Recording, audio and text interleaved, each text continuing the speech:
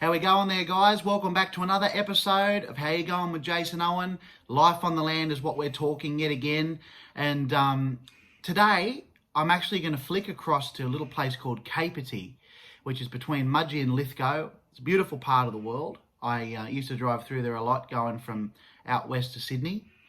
And I'm chatting to Crafty Craig Field. Crafty, they call him. And he's got a distillery out there. He's got a whiskey distillery, actually. He makes all different types of whiskey. And we're going to go over and have a chat to Craig because I want to have a chat to him about how COVID's affected little businesses like himself, like just his little distillery, which is set up out the back of the Capertee Hotel, as well as the bushfires that went through there not so long ago. So I'm going to go over to Craig now and we're going to have a yarn to him and check out how things are going. And he sent me a couple of these bloody whiskies here. Look at this. They get nasty. I'm going to try them out. Let's go. Come on, Craig. And Craig joins me now. How are you, buddy? I'm good, buddy. How are you? I'm very well, mate. Now, it's Crafty, isn't it? Crafty Craig, they call you? Yes, that's my nickname. Everyone calls me Crafty, and it stuck a few years ago. So I actually do now introduce myself as Crafty. Good on you, mate. And you're at Capertee, yeah? Which is Correct. Out between Lithgow and Mudgee. Yeah, it's about equal distance between Lithgow and Mudgee, and we're about 800 metres above sea level. So we're expecting snow for the first time in about 30 years, I think. Bloody hell, mate, it must be cold. Yeah, it is. Freezing. I bet it is, mate. It sounds like you're living the dream, mate. Anyway, you're making your own whiskey, yeah? You're making your own whiskey, eh? Yes, indeed. Yeah, very much so. Yeah. And you live out the back of the pub at Capertee there? I live in Capertee. I live in I got a little pop-up caravan out the back of the pub. And I live here most of the time. And then I also have family in Sydney. So I sort of go between Capertee and Sydney. So I got the best of both worlds. I got the country life and and the Sydney life as well. Beautiful, mate. Tell us about your distillery, Craftworks, mate. Yeah, sure. So Craftworks was formed 2015, and it started as a passion of whiskey. When I still have a passion of whiskey, and convincing my wife that I'd love to have a crack at trying to make some whiskey. And so I did what's called independent bottling, which is where you go to a distiller, you engage with them, and you get their spirit, and you take the spirit away, you put it in a barrel, and you make a completely different whiskey than what they would, which they love because it's a way for them to see how their whiskey can be expressed differently. So I did that for a while. One barrel became 10 barrels sitting in a mate's distiller's shed. Until one day he said, "Mate, you got to get your barrels out of my shed and get your own shed." So it went from there to getting a still made, that baby behind me, which is Sunflower Still number 1. Yeah. And became full time 2.5 years, nearly 3 years ago, actually. So right, living the dream. Good on you, mate. Yeah, I don't know. I can't work out what's going on here, to be quite honest with you, because you're as clear as anything, and the background seems to be a bit blurry. So I don't know whether it's a new type of filter. This techno genius in the last 6 months has all of a sudden come across without realising. I don't know, but something's bloody going on here. But it's blurry behind you, but you're crystal clear, mate. So we can sort of work out your little tower there behind you. But I don't know what's going on there, mate. I've all of a sudden turned into a bloody technology genius in the last 6 months with all this type of stuff I've been doing. I couldn't even turn on a bloody computer. But we're right now. But, mate, how many varieties of whiskey do you produce there, buddy? Oh, that is such a good question. Basically, I'm a very, very small distillery, very, very small. And so for me, it's one barrel at a time. And because I'm so early in my journey, I mean, I've only been going for 5 years, I've been exploring different types of casks. So as opposed to, say, having 20 bourbon barrels and blending 20 bourbon barrels together to make a one style of whiskey. Every single one of my whiskeys is different. Each barrel is different. So I release it as a separate release. So I have whiskey that's in your typical bourbon barrels. I've got it in red wine barrels. I've got it in muscat barrels, rum barrels, cider barrels, sherry barrel, Spanish sherry barrels, and all sorts of different types. And I've got some interesting ones, some strange barrels, and you go, really? You're going to make whiskey in that? And we'll see what happens. But yeah, just very, very exploratory, and built a following through that as well, because trying different things, which you can when you're small. And originally it started as a hobby almost. So, but now it's a proper business. Trying to make some money too. Yeah, mate. Yeah. So where can people buy your whiskey and that, mate? Can they buy it at the Cape Tea Hotel there, or you got your own shop out the back, or do you just sell it through the pub, or how do you? Mate, I operate out of a 60 square metre shed. My cellar door is the roller door goes up and a table goes out the front. So when I'm here and it's not a critical time, like I mill, brew, and distill, it's not a critical time. The roller door goes up and I'll serve people, give them tastings and that. The pub has full selection on the back bar, so you can buy a dram and drink it in the pub. They also sell the product. I also sell online on my website, which is www.craftworker, which is another nickname, .com.au. So that's craftworker, all one word, .com.au. And then a few independent bottle shops, like I'd say the Oak Barrel in Sydney, World of Whiskey in Sydney, Lura Cellars, they're all big supporters, and others. And there's a couple of bars around Sydney. You can walk in there and go, ooh, there's a Craftworks on the bar. So they're around. How good's that, mate? Bloody fantastic. Well, get yourself one, guys. It's going to be bloody lovely. I'm about to taste one here in a minute. Mate, take us through the process of it all. How does it work? The process of making whiskey, or the process of drinking whiskey? Oh, don't worry about the drinking. I know how to do that. Just the making. Just the making. Yeah, okay. So it's basically beer. For want of a better word, it's beer that goes into a still, and you double distill it. So you're concentrating it, and you're pulling out the alcohol. Goes into different sorts of barrels, and it's typically accepted that between 60 and 70% of your flavour comes from the barrel. So it's what's been in the barrel previously, but also what type of wood, what type of oak wood it is. It has a huge influence. Yeah, oh no, it's huge. So your bourbon is an American oak wood, and American oak gives very much vanilla type notes, and so your bourbons all have a lot of vanilla type notes in them, and it's basically from the wood, very much from the wood. Right. But okay. going back to the manufacturer, so I buy in grain, malted barley that's grown in New South Wales from a craft maltster. So they basically make the malts, the malted barley for craft brewers and craft distillers. So I take effectively a stout type recipe, break it down, and it's got all sorts of different yummy grains in there, malted barleys, different like roasted ones that give you a chocolatey note, or ones that'll give you a honeycomb note.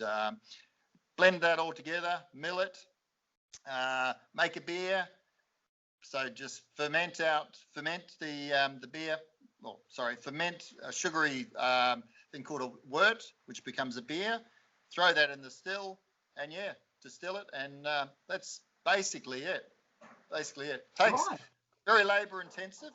I'm pretty much a one-man operation with a good mate that comes out and helps me from time to time, and the family from time to time. So it's physical, hard work, and since I've done it, I've lost a bit of weight, which is good. So I can't complain about that. Good on you, mate. Fantastic, mate. So business has done well since you kicked off. I heard you won a few awards too, mate. Yeah, I did actually. I had a release which was called Black Soul Beast. I don't know if you can. Oh, I don't know if you can see it, but see that one there? So my 8-year-old daughter designed that label. Oh, really? Yeah, it was. She designer at 8, retired at 9. Well, there you go, mate. But how good's that, mate? That's fantastic. Yeah, but that one won. It won a bronze in a competition called the London Spirits Competition, and it won a silver in a UK called Independent Bottling Challenge. It won, which was pretty cool. And then I won Australian unaged whiskey drinks easy competition, and it came in at number 6 in overall whiskies too. So yeah, it's pretty good, Mate, bloody fantastic. Good on you, buddy. That's fantastic news. The bushfires, mate, that were howling around the Blue Mountains there for a while, weren't too much of a threat to Capertee there and you guys? They were a bit of a way away, were they? No, on the contrary. We were, towards the end, we were actually surrounded by fire. So we had the Gospers Mountain fire, which got into the Capertee Valley, we're basically sitting at the top of the Capertee Valley, and it was coming in on 2 fronts. And then we had another fire called Palmer's Oakey, and yeah, we were surrounded. The roads were actually closed at one point, and I remember one day it was the roads were closed, but they opened up some back roads. I'm about 40 minutes from Lithgow, and I had to get to Lithgow this particular day. It took me 5 hours just to get to Lithgow. Really? And how long did you say it is? It's not that far into Lithgow from you, is it? No, 40 minutes. It took you 5 hours. Took 5 hours. So yeah, no, it was. We were on tenterhooks, and it really started in November, but it also wiped out tourism, wiped out trade for the pub. Yeah, definitely. And for me, so it was. Yeah, that's our high season. That's when you get people coming in, and they want to part with their cash and they want to walk away with craft spirits. But unfortunately, we couldn't do it, and it was pretty horrible period. Oh, mate, it would have been. And what about COVID-19? Has it affected the community there, business-wise, like with the pub and local shops or anything like that? There, has it affected it a lot? Have you noticed any difference? Yeah, massive. So we had the fires, and that took a toll on the community for sure, because it became a very, very real thing. We were right on the verge of ember attack, so the community was burnt. It's not a good choice of words, but they were burnt out after that. It's like going through that, and then unfortunately the licensee of the pub, they couldn't hold on financially, so they walked out of the pub, and the pub actually shut. Actually, no, that's not quite true. The owners came back into the pub, and within a couple of weeks it was COVID, and so the doors were shut. And they've only just opened up just recently. So the community, there's not a lot in Capertee. There's a school, a RFS, a cafe garage, and the pub, and that's pretty well it. And it impacted everyone. But the pub is sort of almost like the community centre. It's the community hub. And that's something I really enjoy about living in Capertee is there's a real sense of community, and it's just different than city life. It really is. It is, mate. It is. I grew up west of Dubbo originally. Yeah, right. And like out Tottenham way, out that way, and same thing, mate. It's all, everyone sort of thrives on that 5 o'clock in the afternoon to go to the pub and catch up with everyone and see how their day went. Yeah. And I know, I totally understand. I can only imagine, and through everything that's been happening, mate, like it must be pretty mentally draining. Trying to keep small businesses going, through drought and the fires, the pandemic that's hit now.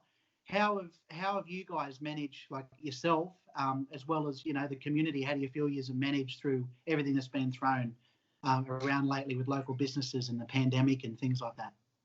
I think from a personal perspective, I thought this was what I perceived. So we went through the fires, and the fires sort of built in me. It sort of built up some resilience. So when COVID happened, I thought I had some resilience mentally. Yeah, I'm referring to mentally. But I soon realised in a very short period of time I did not, and I found it really, really hard. To be honest, it's yeah, mentally it's been very, very challenging because this is a fledgling business as well. Been going 5 years, but only started trading last year. So last year sales were going like this, which was good, and there was growth. And then this year, everything took a turn with COVID. So mentally that was really, really hard, and had to pivot, had to try different things. So I went from what did I do? I did some collaborations. I changed some bottle sizing. So I came up with a bottle. Yeah. That it's a 50 ml bottle. Support your local craft whiskey. It says what to do on the label. And engage with. Well, I always engage with my followers, but did some releases which helped. And it's only probably in the last 2 months things have started to move in the right direction. So starting to feel better, starting to get my mojo back as well. I lost my mojo. It got hard to make whiskey for a period of time. It really did. Absolutely. Absolutely. Sorry, so what was that? No, I said absolutely. I can only imagine. Yeah. Yeah. And, and people don't like to talk about their problems too much because everybody's got their own problems right now. I mean, the world has changed. This is a new normal, and no one knows what's coming. As far as the community, it was really hard to say because the pub had shut and everyone's sort of scattered, and there was no real hub. So you couldn't really have proper conversations with people. As people that came past from time to time, I'd have a chat to. But a community as a whole, I think everyone struggled. I definitely think everyone struggled. Now the pub's open again. Community's coming back. We're all talking. We're sharing stories and laughing, which is great. Yeah, that's great, mate. That's great. As I was just about to say, on the upside of that, I mean, each state seems to be restricted, to only travel in their own states at the moment, unless it's Victoria. Everyone's in lockdown. But with New South Wales being restricted to stay in New South Wales, are you finding there's more door sales? There's more people flying through a bit now? Yeah, that's a good question. Things have definitely changed. Because people can't go interstate. People can't travel overseas. So, and people, particularly in Sydney, just want to get out of Sydney. They just want to get out. And so I'm getting really good response. And the pub's doing well too. Tourist trade's definitely picked up. People are very, very receptive. And I'm talking to different people in different areas like wineries and others, and they're all saying the same thing. Things are positive on that front. After saying that, obviously there's big challenges with how do you manage COVID and restrictions of space, things like that. A good example is my shed. As I said, it's a roller door. It goes up. I could have 12 people standing out front and just pouring whiskey and talking and chatting. And with social distancing in my shed, I'm only allowed one person right now. So it's a little bit restrictive, but there's a lot of open land next to the shed. So and when the weather improves, I think it's going to be good. It's going to be great. Yeah, good on you, mate. That's great, mate. I found out that you had a bit of an interesting sea change. You were working for a printing company in Sydney for 20 years. Is that correct? A printer. I worked in the printing industry, not actually for a printer, but a printing ink company, which supplied into the printing industry. But yes. Okay, yeah. And then you decided one day around the age of 50 that you were going to quit the job and start making whiskey. Would you call that a midlife crisis, mate? You talk to my wife about that. Yeah. No, actually, she said it's great because you stop buying watches. Because I can be a bit obsessive and collect things, so I started collecting watches, and she said, "Well, at least you're collecting whiskey now, so we can sell that." Yeah, no, mate, it's fantastic. And you said earlier that you're living in a pop-up caravan. Is that right? Yeah. You got a heater in there, mate? Because it'll be bloody Oh. cold out there at the moment. Last night I was in the caravan. We had howling gale come through, and I was actually wondering just how wind rated the caravan was because it's a fold down caravan, so it goes like that. The roof pops up, and it was shaking. It was shaking. It was howling. But yeah, I've got a little heater in there, and it's quite cozy. Yeah, good on you, mate. Well, that's fantastic, mate. That's great. I love going away camping and staying in the caravans and things like that. It's bloody fantastic, mate. But that's great news, though, mate. Like, you know, you're really enjoying what you're doing, and you know, you've won a few awards. You're selling plenty of whiskey, which is great, and it's only going to get more because people are going to go out and check out some of this whiskey. Because I've got a few here in front of me that you sent to me, and I really appreciate it. I'm going to nail a couple of shots here now, and I'm going to taste it. I haven't opened them yet. They're brand new, mate. I haven't tried them. So talk me through a bit. You sent me this one here. Oh, I gave you Tokay OK, did I? Right, okay. Yep. Yeah. So Tokay OK, and you've got the Capity as well. The other one. What that one. That one. That's the Capity. Yep. Righto. Yep. So I would start with the Capity. Right. And I'll talk you through it.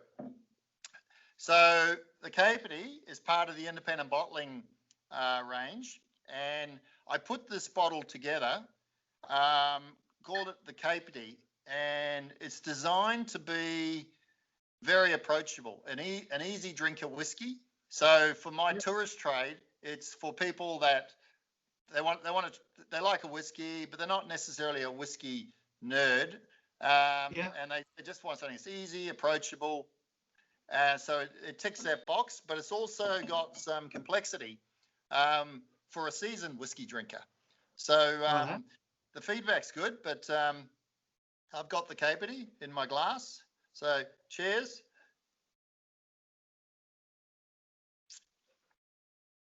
Oh, mate, fire out. Beautiful. Easy, isn't it? Absolutely, yeah. Isn't it what? You No could just see a couple of bottles of them on some ice. It'd be bloody absolutely perfect. Yeah, sweet, mate. Beautiful. That's lovely. Well, that's it's a combination bourbon cask and a Chardonnay uncharred cask. So you've got the vanilla notes there. You've got the fruit coming off the Chardonnay. Just balances really well. And there's a little bit of little sneaky botrytis Semillon in there, which just gives it a bit of a syrupy nature just to sort of round it up. But it's, I'm pretty chuffed with the Capity. Bloody oath, mate. It's beautiful. What's this one, mate? What do we got next? That's the Tokay OK. So Tokay OK is, where are we? 2 seconds. Let's get that out of the way. Oh, crap, I lost it. Maybe just pull him back out, mate, towards your face a bit. Might clear up a bit. Hold it. Yep, sorry. Oh. Can you see me? Yep. Nah. Oh, there we go. He's back. There. Okay, beautiful. There you go. So okay. So one of the things I get to do is, because it's my distillery, I can get to do what I want. So I'm very much into the creative aspect of it as well, like naming the different releases. So this was called Tokay OK, and it's got a cockatoo on the front. Yeah. And it was really born out of the fires. It was a Tokay wine cask, and I put this all together, and it was like Tokay OK. You know, we're okay. We've come out of the fires. We're okay. And I just like the ring of it, Tokay OK. So this one's this one's a bit stronger. This one is 54%. Righto, beautiful. And this one's limited release. So it's a single cask, and we had 230 bottles out of it. And it's getting pretty well to the end pretty well to the end. We've got about, I don't know, probably 50 odd bottles. But what do you think of that one? That's different, huh? Mate, she's got some punch to it. Oh, yeah. Slow you It's down a nice, bit. mate. It's bloody good. Beautiful. To me, Cheers. this is all marmalade. I always look for easy descriptors, and to me, this is marmalade. It's just, yeah, it's all yellow fruits. It's juicy. Yeah, it's pretty good. I'm pretty happy. Mate, it's nice. It's nice. I like whiskey. You know, like if I go to a pub or something like that, I quite often have like a Jemieson's Irish whiskey or a Chivers Regal or like a Scotch whiskey. You know what I mean? Yeah. I don't mind my whiskey, but mate, this is beautiful. I don't often have it. I usually mix it. I don't often have it straight. I have had it straight, but they're beautiful, mate. Lovely and smooth. If you're a whiskey drinker, at the moment, I definitely go the Caper Tea, 100%. But both of them were lovely. The Caper Tea's probably the smoothest I've had at the moment, I reckon. Awesome. Ever. Yep.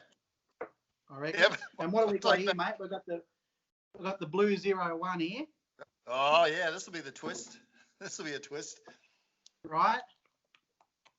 So, Blue 01 is 54.6%, and it's a single cask, so 188 bottles of that one. That's it. And if you can see, there's some little cartoon characters on the bottom. Yep. Well, I'm one of them, and that's all my mates and family. Oh, really? You got it made, yeah?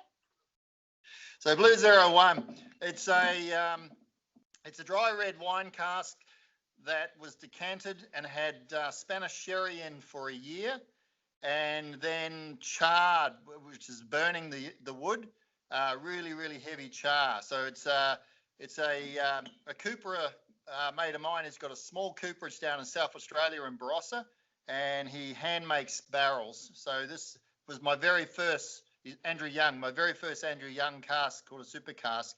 So he puts turquoise rings on his barrels. So I couldn't call it blue ring 1 because that's cement. So I called it Blue 01. Blue 01. Well, here it is. Let's 01. give it a crack, eh? This is a potent one too, is it, Craig? Yes.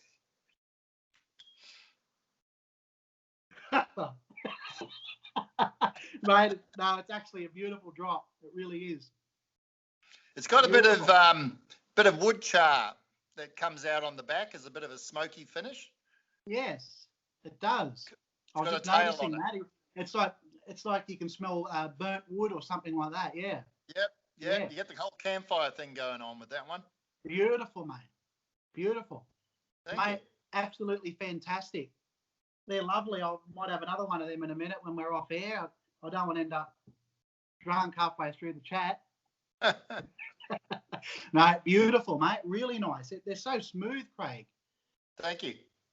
No, they're really nice, mate. Smooth.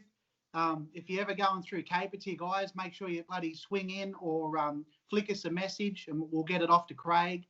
And, we'll if no doubt we can fix you up and send you some whiskey here for sure.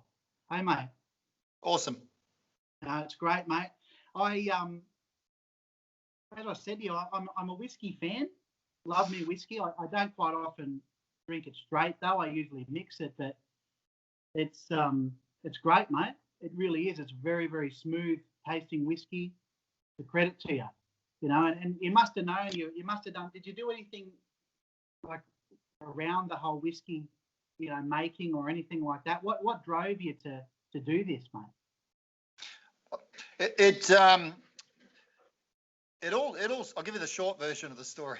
So basically, I hated whiskey with a passion, and I had a mate who, this is back in early 2000, who loved whiskey with a passion, and he tried to get me to drink whiskey, and I just hated it. Didn't matter what he did, I just hated it. And then unfortunately, he passed away. But when he passed away, his family gave me all these part bottles he had at home. And when I tasted it, it was then I had that moment of, this is like wine. each whiskey is different. So that's what put me right on the edge of the whiskey rabbit hole. And I just went down the rabbit hole and wanted to know everything I could, starting with Scotch, everything I could about whiskey, what it was about, how did you make it, why did you make it, why are those flavors. I then visited a number of distilleries in Scotland and also in Australia, and just started meeting different people in the industry, distillers. Was fortunate enough to become very good friends with a number of them who pretty well put me under their wing, and my mentors helped me, and I just continued to learn and grow, and still learning and growing. The funny thing is, I've been distilling for 3 years, and I put myself on proudly a self-imposed apprenticeship, and I said, I'm not a distiller, I'm an apprentice distiller. And then this week, I came off my apprenticeship, so my self-imposed apprenticeship. So I proudly call myself a distiller. Fantastic, mate. So just to confirm with people again, where can we get this? Can people get it online? Have you got a website or something like that? Yes, www.craftworker.com.au. That's my website. Beautiful. Check it out, guys, and do yourselves a favour and check out some of Crago's whiskey. It's bloody beautiful. It's very smooth. If you're a whiskey fan, you'll love this. And mate, you're a legend. Thanks for coming on to have a chat about it, and stay warm down there, eh? Mate, thank you. It's a pleasure having a chat and sharing a dram with you. Cheers, mate. Cheers.